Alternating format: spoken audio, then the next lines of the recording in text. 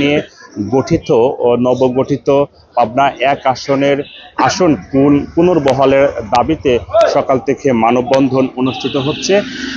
সকালে এর আগে সাথিয়াবাসীর ব্যানারে সাথিয়া গার্লস স্কুলের সামনে বিক্ষোভ মিছিল বের করা হয়। সেই বিক্ষোভ মিছিল শেষে সাথিয়াবাসীর ব্যানারে সাথিয়া উপজেলা পরিষদের সামনে মানববন্ধন অনুষ্ঠিত হচ্ছে। আমি যদি একটু দেখাই যে আমার পেছনেই কিন্তু সেই মানববন্ধন অনুষ্ঠিত হচ্ছে সাথিয়া উপজেলার সর্বস্তরের জনগণের ব্যানারে। আমি যদি একটু জানিয়ে রাখি যে গত চলতি বছরের 4 আগস্ট পাবনার সাথিয়া উপজেলাকে নিয়ে একক আসনের প্রজ্ঞাপন জারি করে নির্বাচন কমিশন। তারপর থেকেই এই বিষয়ে একটি রিট করা হয়েছে হাইকোর্টে। সেই হাইকোর্টের শুনানি ঘিরেই আজকের এই মানববন্ধন করছে সাথিয়াবাসীর। আমি যদি এই বিষয়ে একটু কথা বলি, সাথিয়ার একজন এই আন্দোলনের সঙ্গে ওতপ্রোতভাবে জড়িত। আমি যদি জানতে চাই আজকের এই মানববন্ধন কেন এই বিক্ষোভ? আজকে আমাদের মানববন্ধন মূলত স্বাধীনতা যুদ্ধের পর 71 সালের পরে থেকে সবচাইতে বেশি বৈষম্যের শিকার হয়েছে আমরা সাথিয়াবাসী। আমাদের সাথিয়া বেড়া আংশিক যে আসনটি ছিল পাবনা এক, এই আসনে প্রতিবার শহীদ মাওলানা মতিউর রহমান নিজামী ছাড়া ব্যতীত উনি ছাড়া যত এমপি হয়েছে বেড়া থেকে হয়েছে, এবং প্রতিবার প্রতিটা এমপি আমাদের সাথে বৈষম্য করেছেন এবং আমাদের উপরে আমাদের জন্য যে উন্নয়নের বাজেট আসছে সেই বাজেটের ম্যাক্সিমামটা বেড়াতে নিয়ে গেছে এবং সাথিয়াতে তেমন কোনো দৃশ্যমান উন্নয়ন আমরা দেখতে পাই নাই। তার পরিপ্রেক্ষিতে আমাদের দীর্ঘদিনের আন্দোলনের ফসল হিসাবে এই বর্তমান অন্তর্বর্তী সরকার আমাদের সাথিয়াকে উপজেলাকে একক আসন ঘোষণা করে 68 পাবনা এক।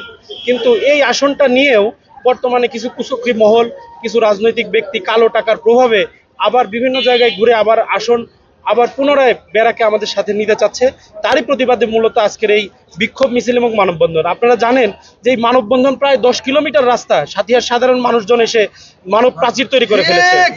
আমরা চাই আমাদের সাথিয়া উপজেলায় একক আসন থাকুক এবং আমরা বৈষম্যের বাইরে থাকি এবং আমরা সাথিয়ার উন্নয়ন চাই। ধন্যবাদ।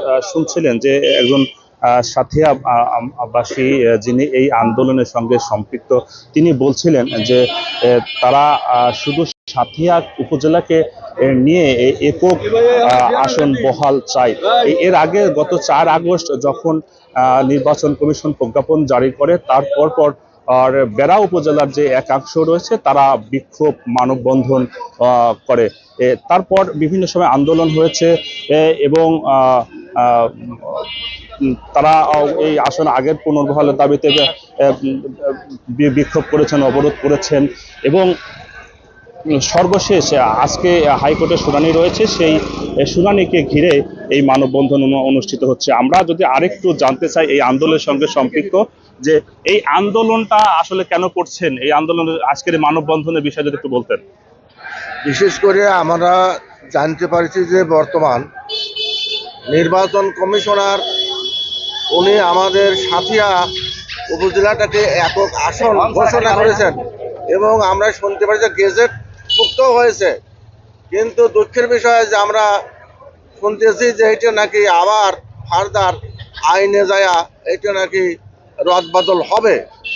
এই রদবদল যাতে না হয়, এই যে আমাদের সাথিয়া উপজেলার দল মত নির্বিশেষে এই যে জনগণ উপস্থিত হয়েছে আজকে মানববন্ধনে, তাদের একই দাবি, তাদের এই আসনটি সাথিয়া এক আসনটি বহাল রাখার জন্য দাবি জানানোর জন্য এই সাধারণ লোকজন কামকাজ ফেলে আজকে এই মানববন্ধন এসেছে।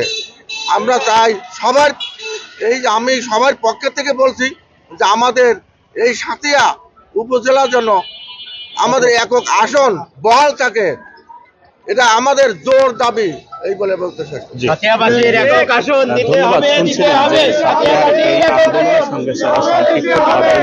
তাদের এই উপজেলাকে একক আসন প্রজ্ঞাপন জারি করা হয়েছে, সেটি যেন অব্যাহত থাকে, না হলে সাথিয়াবাসী দুর্বার আন্দোলন গড়ে তুলবে বলে হুঁশিয়ারি উচ্চারণ করেছে। ধন্যবাদ। এই ছিল আমার কাছে সর্বশেষ।